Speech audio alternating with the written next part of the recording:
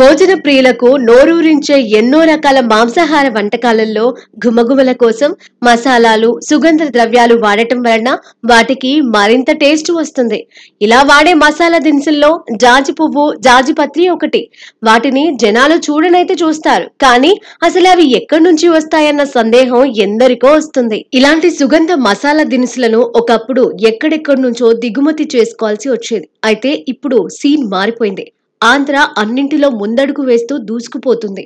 అరుదైన జాపత్రి లాంటి వాటి సాగు తెలుగు నేలకు కూడా విస్తరిస్తోంది.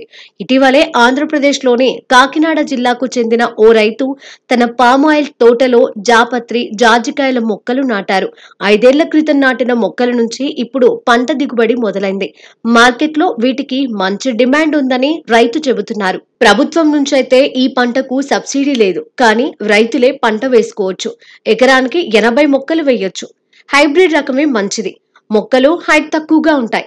జాపత్రికి కేజీకి 2000 రూపాయలు, కాయలైతే కేజీకి 1000 రూపాయల వరకు ధర పలుకుతుంది. మనకు మనమే మార్కెట్ చేసుకోవచ్చు. కాకినాడ జిల్లా కొత్తపల్లి మండలం ఎండపల్లి గ్రామానికి చెందిన ఈ రైతు తన మెట్ట భూమిలో చాలా కాలంగా పామాయిల్ సాగు చేస్తున్నారు.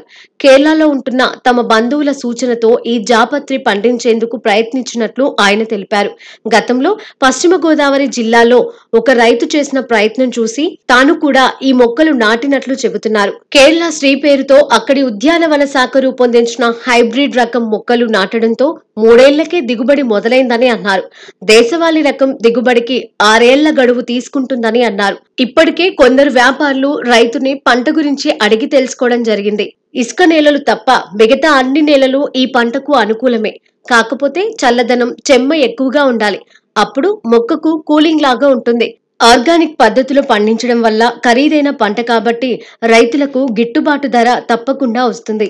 మిగిలిన పంటల మాదిరిగా మందులు కొట్టాల్సిన అవసరం లేదని, పేను తింటున్నట్లు ఉంటే దశపత్ర కషాయం స్ప్రే చేస్తూ ఉంటామని, తెగుళ్ల వల్ల పాడయ్యేదే లేదని, హైబ్రిడ్ రకం అయితే 3 ఏళ్లకు, దేశవాళైతే 5 ఏళ్లకు దిగుబడి వస్తుందని రైతు చెప్పారు. సహజంగా జాపత్రి, జాజికాయల పంట దిగుబడి తక్కువగా ఉంటుంది. పంట చేతికి వచ్చేందుకు కూడా చాలా కాలం వేచి చూడాలి. అయితే మార్కెట్లో డిమాండ్ కారణంగా వీటి ధర ఎక్కువగా ఉంటుంది. కాబట్టి పంట పండించే రైతులకు లాభాలు వస్తాయని చెబుతున్నారు.